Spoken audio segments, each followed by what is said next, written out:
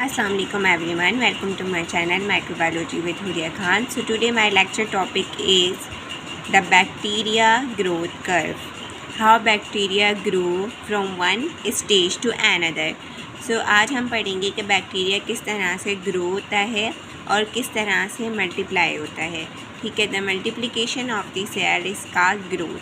किसी भी living organism को मल्टीप्लाई होना, उसको हम जो है 1 से 2 में कन्वर्ट हो जाना, उसको हम ग्रोथ नहीं कहते हैं. मैंने ये इसीलिए डेफिनेशन बताई है आपको, क्योंकि बहुत सारे स्टूडेंट इसमें मिस्टेक करते हैं. इसलिए स्टार्ट में मैंने इसको थोड़ा जो है वो गलत करके आपको बताया, ताकि कुछ स्टूडेंट्स ऐसे होते हैं जो वीडियोस तो देखते हैं लेकिन उनका ध्यान उस वीडियो की लैंग्वेज पर नहीं होता, उनका ध्यान सिर्फ पिक्चर या पिक्टोरियल वे पे होता है. तो इस वजह से मैंने आप लोगों को जगाने के लिए इस तरह से इसकी डेफिनेशन बताई.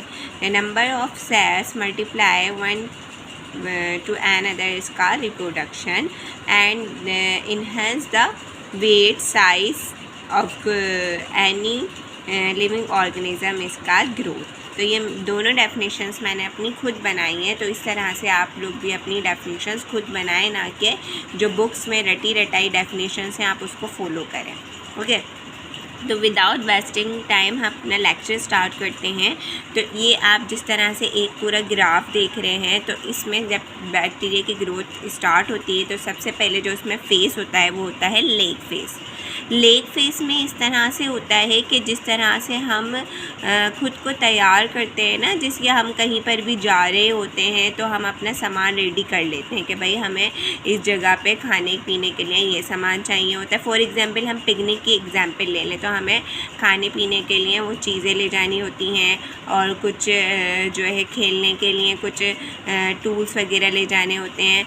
इसी तरह बैक्टीरिया क्या करता है, अपने आप को बड़ा करने के लिए पहले चीज़ें जमा करता है, अपने लिए खाना जमा कर रहा होता है, खुद को तैयार कर रहा होता है. तो जो प्रिपरेशन वाला फेस होता है बैक्टीरिया का, उस फेस को हम लेग फेस कहते हैं. उसके बाद सेकंड आता है लोब और एक्सपोनेंशियल ग्रोथ फेस.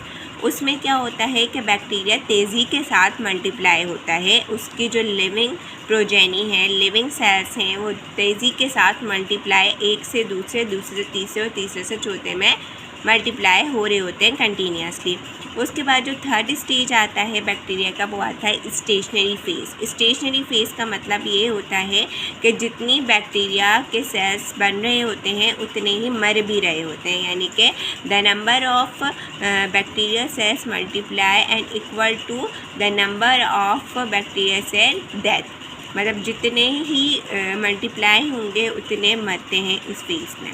उसके बाद जो लास्ट फेज़ आता है वो आता है डेथ और लॉगरिथमिक और डिक्लाइन फेज़, जिसको हम कहते हैं. मतलब ये सारे नेम एक ही फेज़ के हैं, जो कि फोर्थ स्टेज होता है, जो फोर्थ फेज़ होता है बैक्टीरिया का. इसमें क्या होता है कि बैक्टीरिया की लिविंग प्रोजेनी नहीं बनती है, बल्कि सारे डेथ हो रहे होते हैं जितने भी बैक्टीरिया.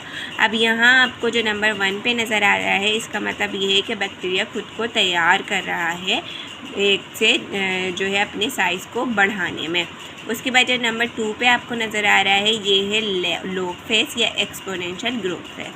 ये थर्ड पे जो आपको इस तरह से पूरा पीक पे नज़र आ रहा है, तो यहाँ पर क्या है, ये देखिए ऊपर जा रहा है, इसका मतलब बैक्टीरिया के सेल्स जल्दी मल्टीप्लाई हो रहे हैं. यहाँ पे आ रहा है, इसका मतलब जितने बन रहे हैं उतने ही मर रहे हैं.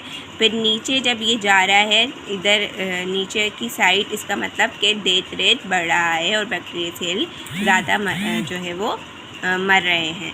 So that's all about the bacterial growth curve or how bacteria grow and enhance their size. I hope कि आपको मेरा ये छोटा सा लेक्चर समझ आया होगा. If you any confusion, any question, please you can ask me in my comment section box. Thanks for watching. Allah Hafiz.